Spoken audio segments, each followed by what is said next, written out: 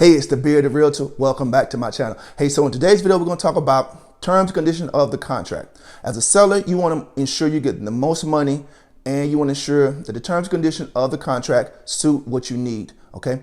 As a buyer, you also want to ensure that these terms and conditions, that you put in your best foot forward to ensure that you're giving it your all for the offer that you want to get accepted, okay? So this is a great video for both of you all, buyers and sellers, so stay tuned.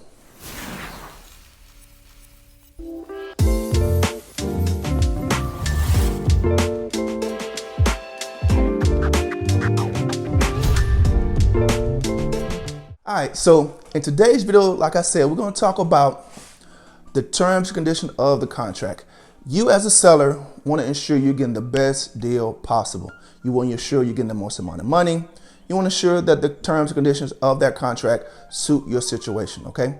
So before we get into today's video, let me introduce myself. My name is Maurice Murphy. I'm a real estate agent, realtor down here in Jacksonville, Florida. So if you don't know me, I call myself the Bearded Realtor. I'm sure you can see why. So if you haven't already, definitely make sure you hit the subscribe button and give me a thumbs up if you find the content on my channel, okay? All right, so let's jump into it. Okay, so the first thing you want to look at as a seller is the binding deposit. Usually the binding deposit is usually 1% of the purchase price of the property. And as I said before, for those buyers out there watching this video, ensure you're taking notes to see how you can beef up your offer to that seller, okay? So the first thing is the binding deposit. Like I said, it's 1% of the purchase price. But in the current market that we're in, you may want to boost that up if your situation allows. I know everyone doesn't have just cash just sitting around the house. So as best you can, try to put your best foot forward, like I said, to give a good binder, okay? That shows the seller that you're very interested in their property and you're willing to put a little skin in the game for this house, okay? Second thing is financing. You wanna look at which type of financing the buyer has. We all know cash is king, so we're gonna push that one off to the side because there's really no competition when you have cash on hand. But as far as VA, FHA, very federally funded loans, and they will be financed by the government.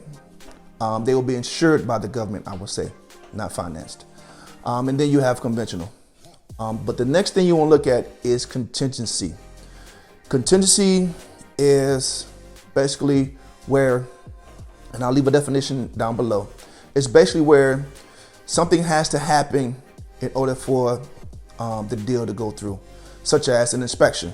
You have 10 days to do an inspection. But with it being so competitive in the market right now, you may want to bring that time down as a buyer, and you may want to look at that as a seller to ensure that they are being competitive and you're not wasting your time with this potential buyer, okay? So 10 days, probably bringing that down to about 7 or 8 days to get the inspection done. The next contingency you'll see is financing. Usually, finance is like a 30-day finance contingency. Look at that from a seller's perspective. You want to ensure that that time frame is shortened. That will show a higher interest in that purchasing that property. So finance contingency, bringing those days down, and inspection contingencies, bringing those days down. Okay. And the last and final thing we'll talk about is appraisal. With the market changing so fast, appraisers aren't getting, the comps aren't there to ensure that the seller is getting the most amount of money, or the house appraises for what the purchase price is. So as a seller, see if the buyer is willing to cover some of that cost. So that's another thing you want to look at as a seller. You want to ensure that that appraisal and that purchase price, that the buyer is willing to cover some of that cost if the appraisal comes in low. That's only if the appraisal comes in low, okay? And the fourth and final thing is closing time. What you want to look at is how much time will it take that lender to close on that loan. Normal time frame before COVID or during COVID was 45 days. That's coming down to 30 days, and some lenders are now being able to close in 21 days. So that's a great way to ensure that your house closes on time. You can move on to your next life. So look at those four things. So the first thing that I mentioned, binding deposit. Beef up that binding deposit. Make sure it's up there as high as you can go. Second thing is financing. See what type of financing they're using, whether it's cash, VA, FHA, or conventional. Third thing being contingency, whether it be an inspection contingency or it be a finance contingency. Shorten those time frames. Make sure those buyers are shortening those time frames to ensure they have a high interest in your property. And the last and final thing is appraisal. As I said, with the market changing so fast, a lot of comps aren't coming in fast enough to where that price will appraise for what it is worth in the current market. So ensure that that buyer is willing to cover some of that cost if the case may present itself, okay?